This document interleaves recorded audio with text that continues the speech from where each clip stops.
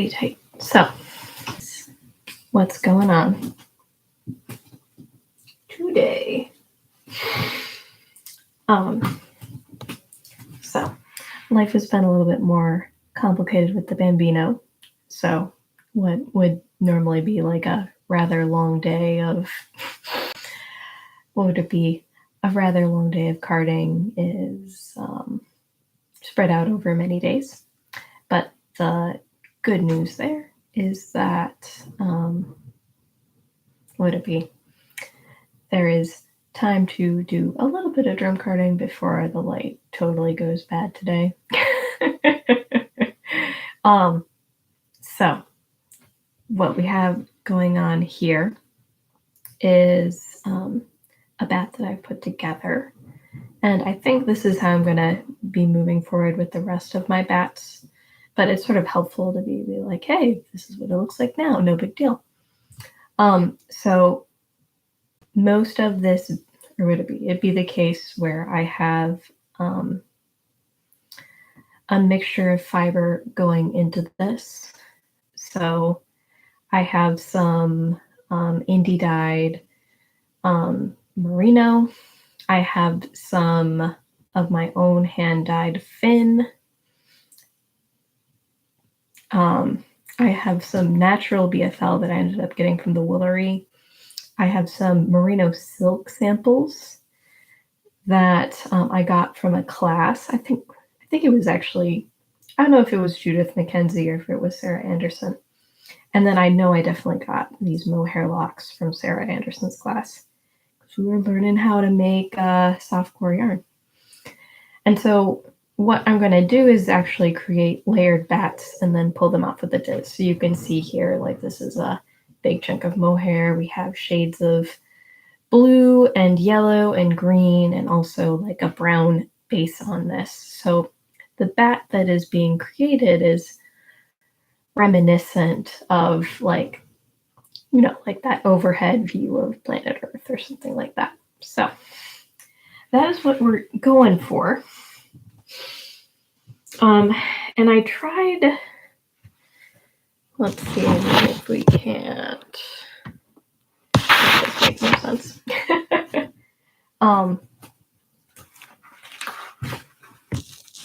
We'll bring that in like a little bit closer. Sorry, my desk is a little bit chaotic right now, but would it be, we have all this stuff here, whatever. So, would it be? So I have my pile of fiber already separated out. So I have 16 of these bundles. I have my handy dandy brush. I have all of the pieces I need in order to diz the fiber off of the drum carder. And what would it be? All of my ingredients. So what I found ended up sort of creating a bat that I liked. And in some ways, because I'm making a layered bat, it's not super duper important what order things go in.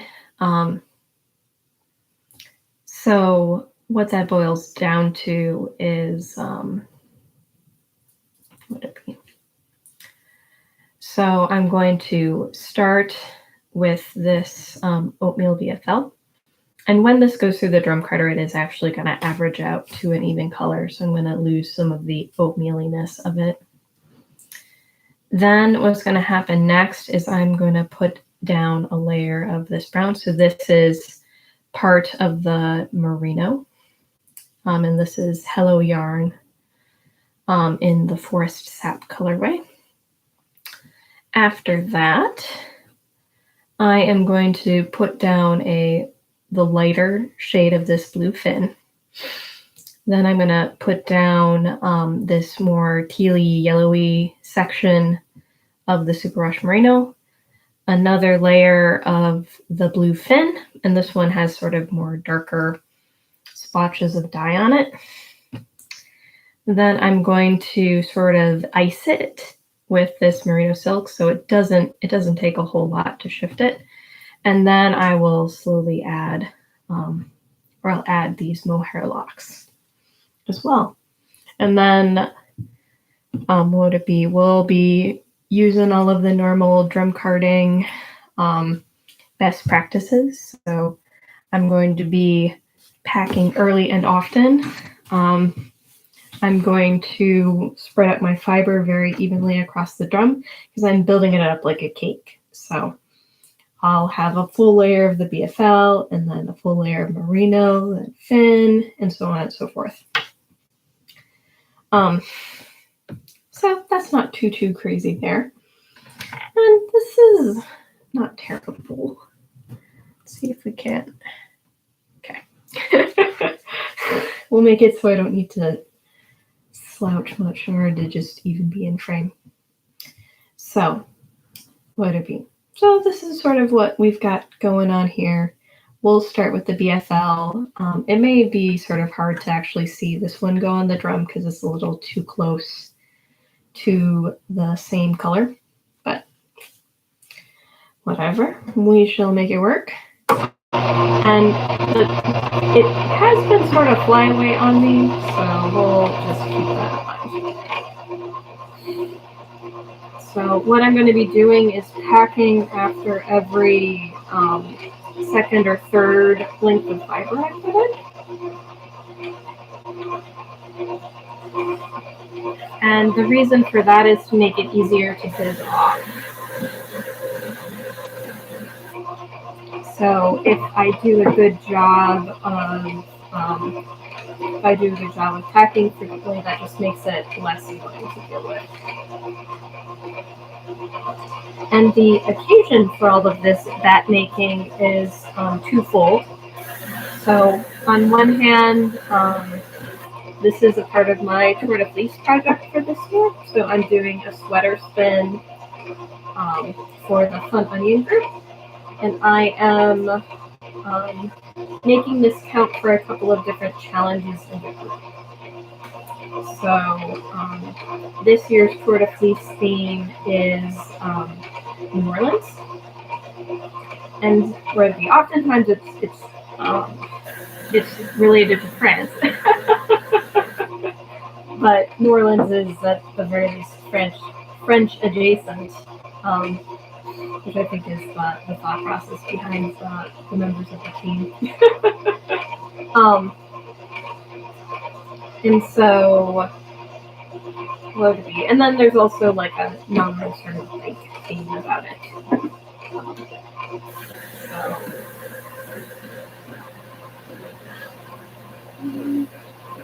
gotta get everything up and out there. And so I've made this count for 2 different challenges. And nominally it could probably also count for 3, but whatever. And it's the case where the Fun Onion group is pretty laissez-faire when it comes to rules. The primary goal is you figure out a way to make the spinning you were planning on doing anyway, so work with the theme. Which is definitely an attitude that I can get behind. So one of the challenges that I'm doing is called Everybody Rides. And so that's one of the nominally bike-related themes.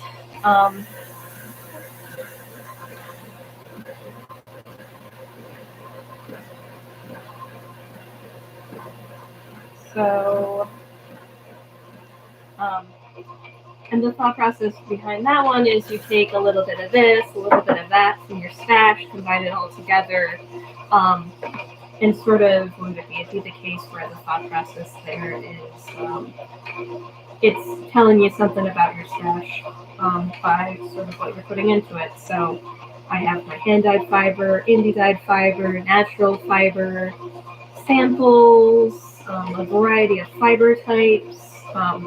We were really to survey my stash, there could probably be a lot more silk blends in there, but I have silk represented.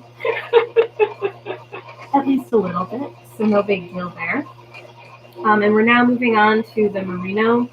I'm not even like this is working in a way in order to minimize total time making each one of the bats.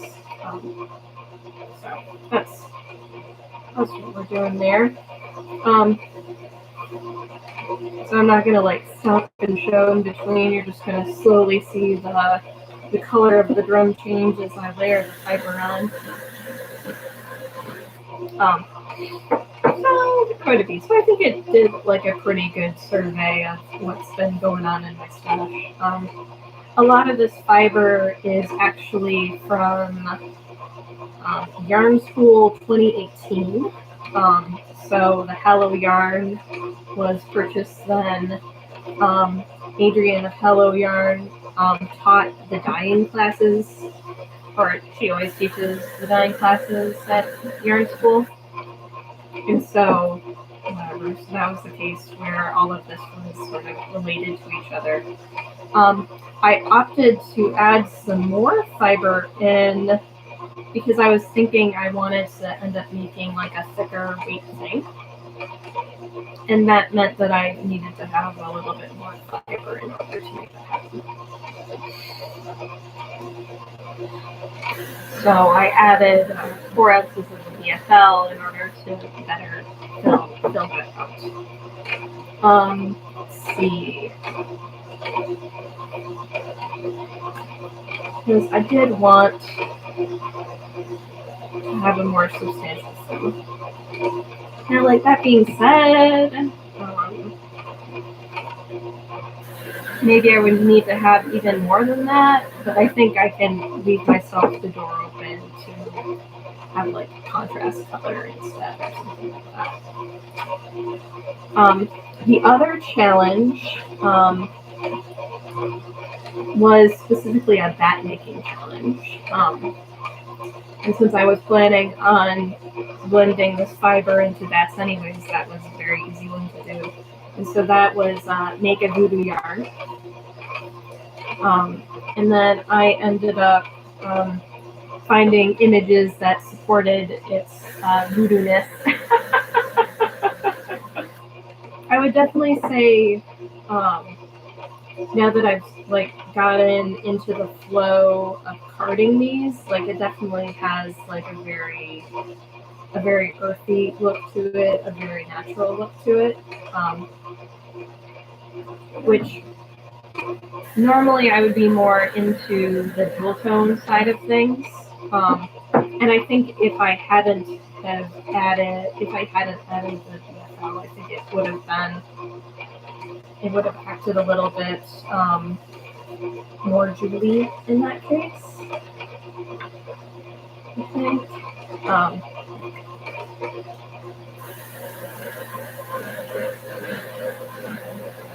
But there's definitely brown in the Hello Yarn stuff. You can see the brown coming across on the screen now. So, the fit's going to go pretty fast. It might be the longest stapled fiber of the bunch for this guy.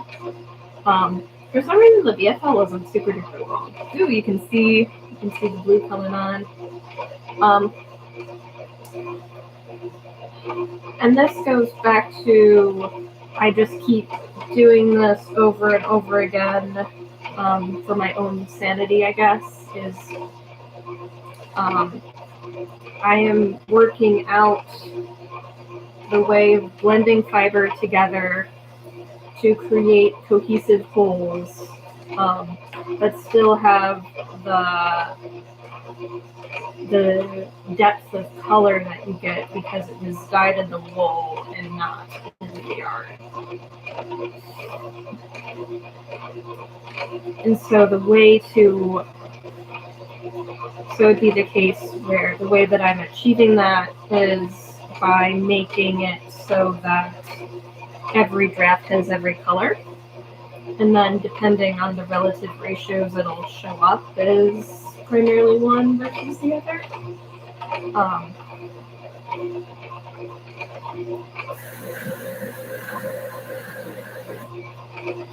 So I've made one yarn that I haven't knit with yet,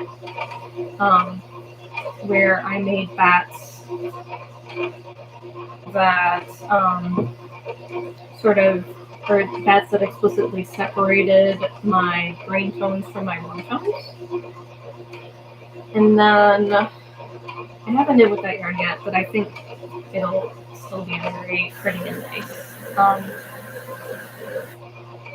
And then I did end up making 10 ounces, which I might have spun for Florida Fleece last year.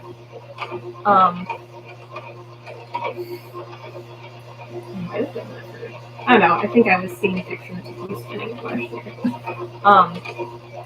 Which was sort of making like a sunset, purpley, sort of that combination. I ended up applying that and ended up creating a very pretty sweater with that. So that's my most recent sweater finish, I believe.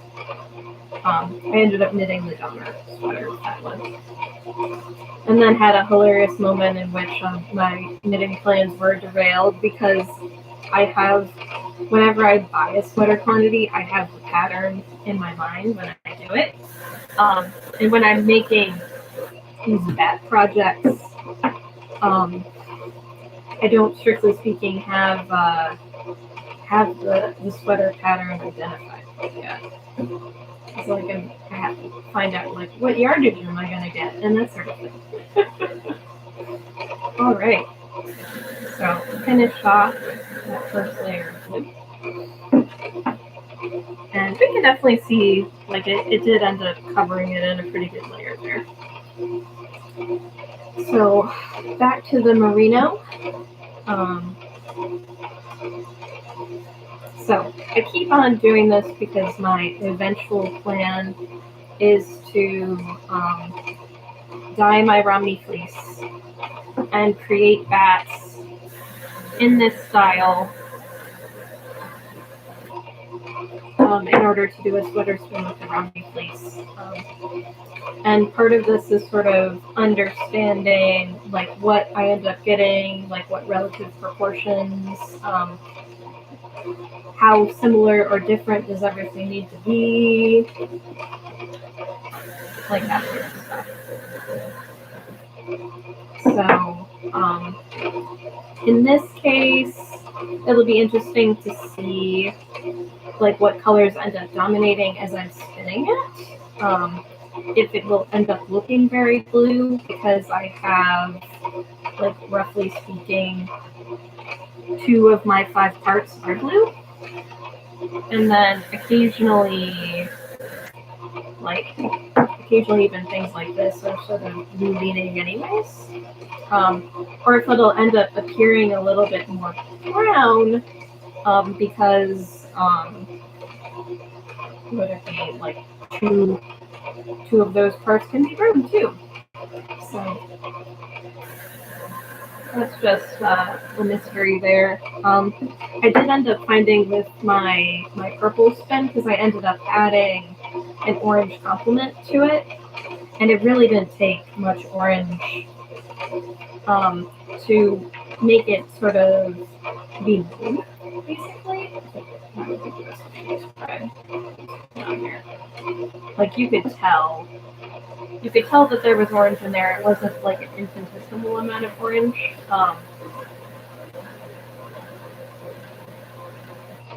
No. But it was definitely the case where it wasn't the case where it got muddy because it was orange and purple in the complements and that sort of thing. So that is the story there.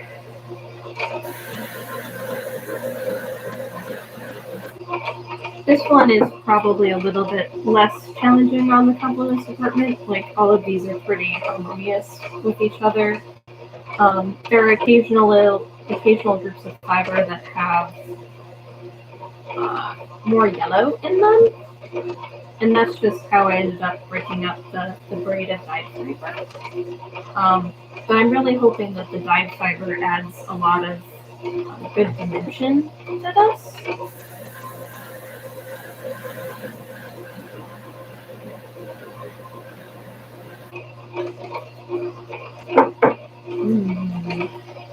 Let's see.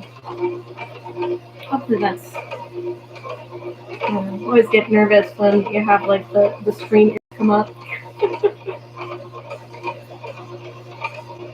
So it'll be interesting, at least on my end, to see when this spins up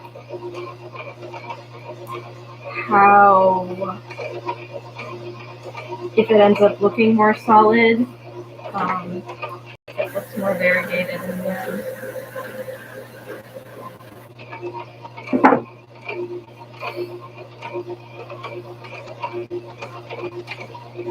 So that is the mystery, the thing that we need to find out, is how this is going to spin up. And hopefully I'll be able to find out pretty soon. I have not yet finished flying my last project, so that's still in work. But since this is my next spinning project, it's not too big of a worry. That's also another one that's probably a similar method to this, of making layered bats and letting the draft turn out the way it may. And that one might be a little bit more extreme, because that was like a 50-50 mix.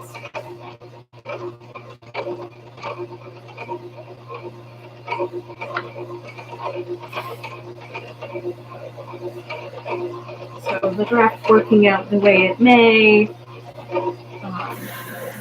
looks a little bit different in that situation than having a more subtle, slow transitional color. But we're definitely at the point, the fin does do a really good job of covering the drum.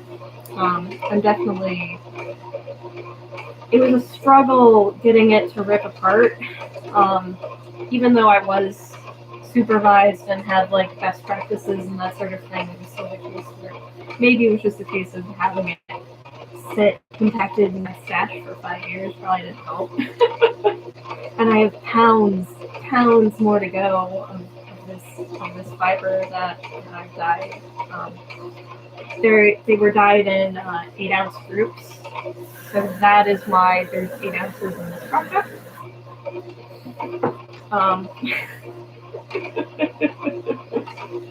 But yeah, no, it's a lot of fiber. It's been taking up a lot of room in my stash, which is why it ended up going into my spin within this year, was that I wanted to see the end of it. So now that we've gotten sort of that base fiber applied, we're going to add the frosting. So I really don't have a whole lot of it, but I'm just going to pretty evenly spread it out across the drum so that it adds just a little bit of white, a little tint to the bat overall. I think that was a lesson that I ended up learning from my last set of bats, was that the bat overall. I think that was a lesson that I ended up learning from my last set of bats, was that everything was very close to the same value. And so what ended up happening was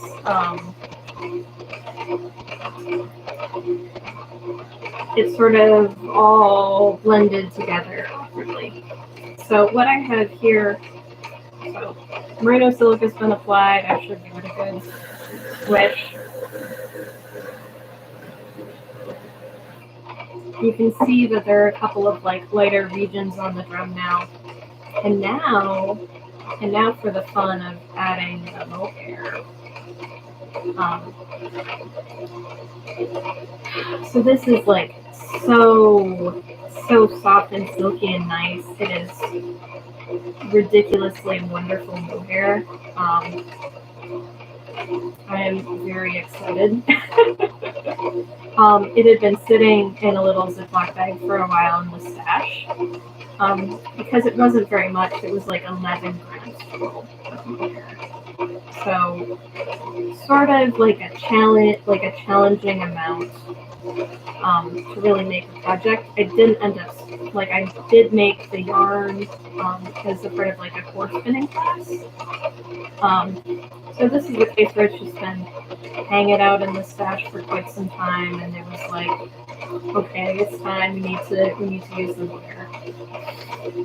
And so what I'm doing is I'm just breaking them into smaller pieces so that I can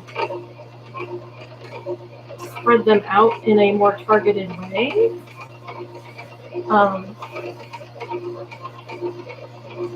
Because I do want it to be so that it ends up being in most of the fiber. But that isn't necessarily guaranteed because it sort of clumps up in a way too.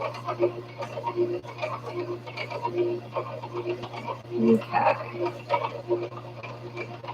We'll try to get it spread out. And I'm putting this like cut end first in the hope that it will draft it out a little bit better than if I put it tip end.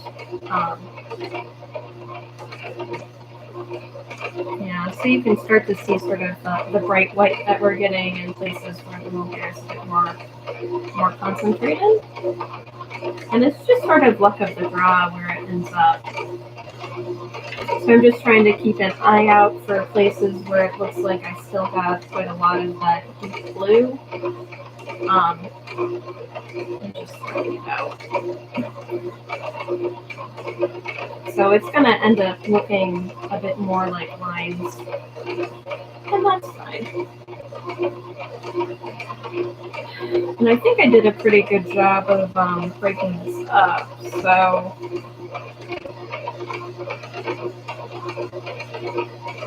let's see if I can't get a little bit of mohair on the far extreme.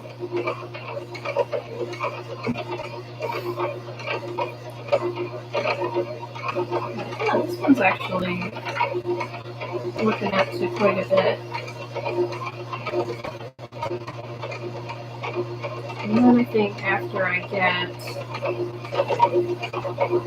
everything on, let's see if I can't get the last of this up.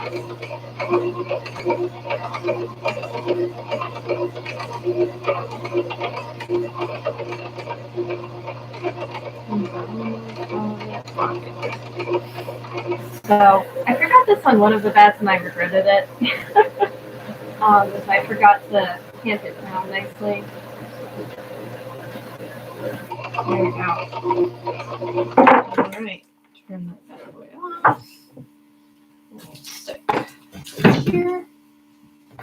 Now we'll get to the pulling it off part. So, unfortunately, I won't be able to pull off the bat and sort of show off the layers that way, but we'll be able to get a look of it as I'm going across. And what I'm doing here is I'm just selecting a section to lift off so that I can start pulling it off my diz. And so the big thing there is just making sure that I catch all of the layers, and then it will sort of neatly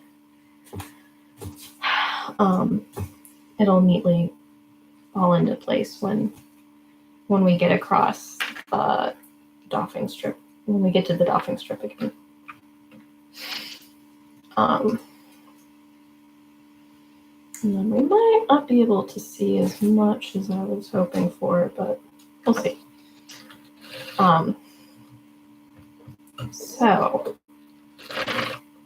But this is I think that this is a really nice way of getting the fiber off of the drum carder and gives you a prep that acts a lot more like top than it does a bat. And part of that has to do with like when we were adding fiber to the drum. Okay. Got that transition nicely. So when we're adding fiber to the drum, we were putting it all in tip-wise, it means that it's mostly going onto the drum in a lined up sort of way, so it's a little bit less chaotic. You can definitely put fiber on the drum tartar in a mega chaotic way. But this is pretty pretty. And so what we end up getting here is you have all of these different layers coming together. You have like a little bit of the light and the dark all mixed up. In the way that these colors ended up working out, I have my blue sort of in one part of this sliver, and then the browns in the other part, and then the blue ends up getting a little bit frosted with the final white touches that we added. And whoop.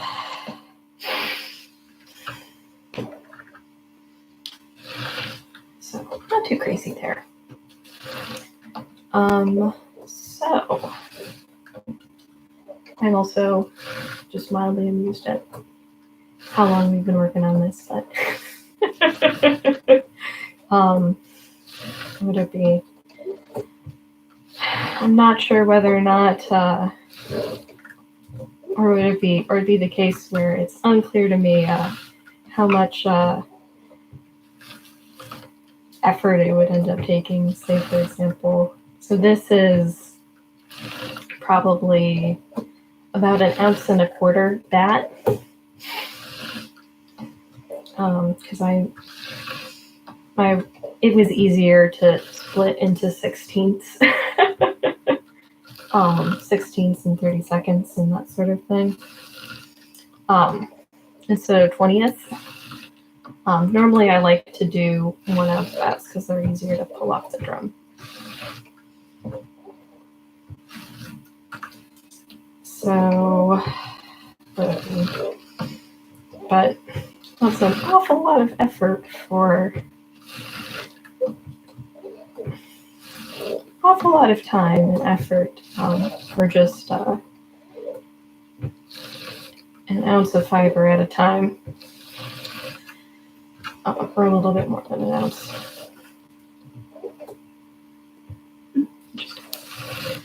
But yeah, I'm not even really paying super close attention as I'm pulling this off, but it doesn't look like we're having any issues. I'm able to get a pretty clean removal. And basically what it boils down to is I have 2 fingers on my diz, sort of lightly touching, and then I'm pulling the fiber off through the diz, and it's automatically traveling around the drum when I do that. So it's really not a lot of effort on my part. The hole in the diz that I selected is probably like a smidge too small for the thickness of fiber I've got. So in places where my bat is a little bit thicker, like in the middle, it is a little bit slower, but now that we're back towards the edge again, it's a little bit thinner and a little bit easier to handle.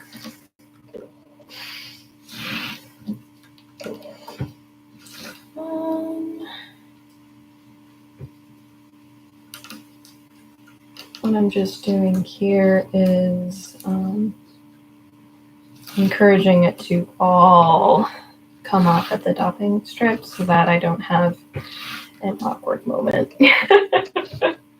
where I just have a really, really long length of super duper thin fiber at the end. Not that it does get pretty loose at the end, but I'll be winding that into the center of my ball. There. Okay. So got it all off, and now we have this beautiful pile of fiber. So this is my sliver. this is the end that we finished on, and that's what I'll use to roll it into a ball. So this one had a little bit less of sort of the yellow, so it's sort of giving me the impression of blues and browns, with like a little bit of like a greeny teal in there.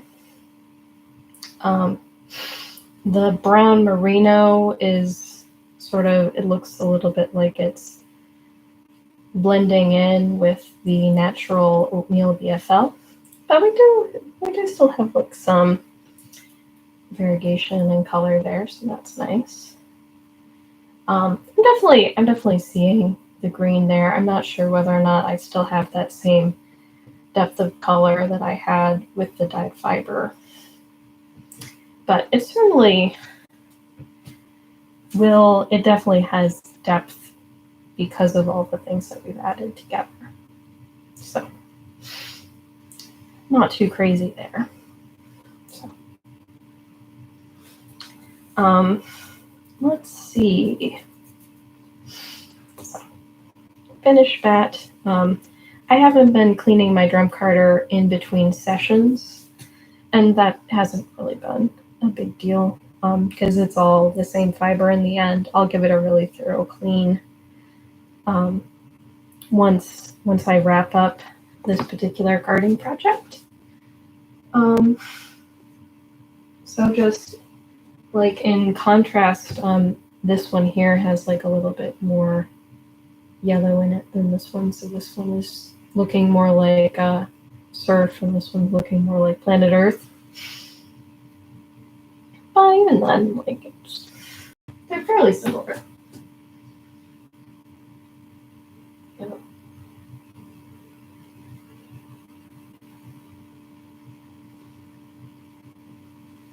This is one that has, this one here has more explicit yellow in it than this one. So that now makes 5 bats carded out of 16 for the project. It feels like this is probably a good stop-in point for the live, but that's why I decided to start doing this on YouTube, is that it's much easier to save to my channel, so people can watch and see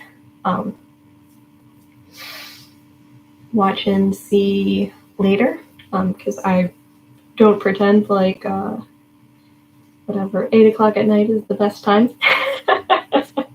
8 o'clock Pacific time is not necessarily an easy time for people to hop on, but hey, not too crazy. So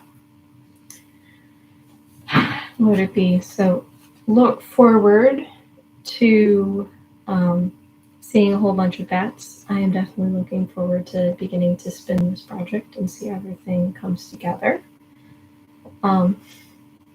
Yeah, it should be a fun process.